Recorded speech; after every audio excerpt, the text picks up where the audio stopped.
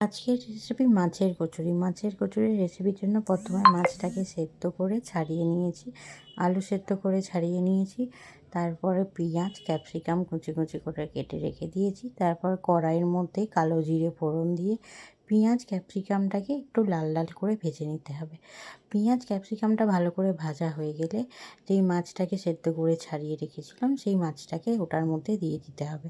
তারপরে একটু সেদ্ধ করে রাখা আলু দিয়ে দিতে পারেন। তারপরে হলুদ, লঙ্কা গুঁড়ো, নুন, জিরে গুঁড়ো, যা যা মশলা লাগে সব দিয়ে ভালো করে মাছ আলু মশলাটাকে একসাথে মিশিয়ে নিতে হবে।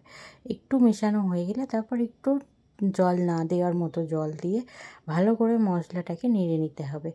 তারপর মশলাটা একটু শুকনো শুকনো হয়ে গেলে মশলাটার মধ্যে গরম মশলা দিয়ে ভালোভাবে মশলাটাকে নেড়ে চেড়ে মশলাটা ভালো করে রেডি করে নিতে হবে।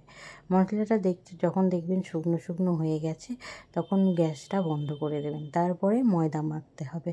ময়দায় একটু জোয়ান, একটু নুন, একটু চিনি, একটু তেল ভালো করে ময়দায় ময়াম দিলে ময়দাটা একটু নরম হয়। তো তারপরে একটু গরম জল দিয়ে ময়দাটাকে ভালো করে আমরা মেখে নেব। ময়দাটা ভালো করে মাখানো হয়ে যাওয়ার পরে আমরা একটু ময়দাটাকে তেল দিয়ে চাপা দিয়ে রেখে দেবো, যাতে ময়দাটা একটু নরম হয়ে যায়। নরম হওয়ার পরে আমরা একটা একটা করে সব ময়দার লেচি কেটে নেব।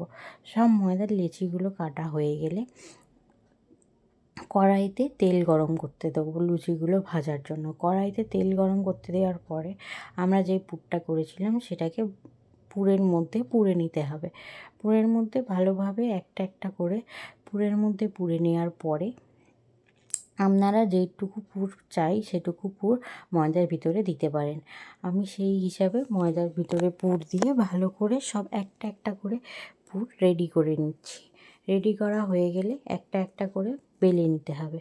একটা একটা করে ভালো করে বেলে নেওয়ার পরে আপনারা আপনাদের সাইজ মতো বেলবেন। আমি একটু বড় বড়ই বেলেছি, কারণ এগুলো একটু বড় বড় খেতে ভালো লাগে। তারপরে একটা একটা করে বেলার পরে একটা একটা করে ভেজে নিতে হবে। এক পিঠটা ভালো করে লাল করে ভাজা হয়ে গেলে আর এক পিঠটা আমি উল্টে ভালো করে লাল করে ভেজে নেব, যাতে দুদিকটাই ভালোভাবে হয়। হয়ে গেলেই আপনাদের রেডি মাছের কচুরি।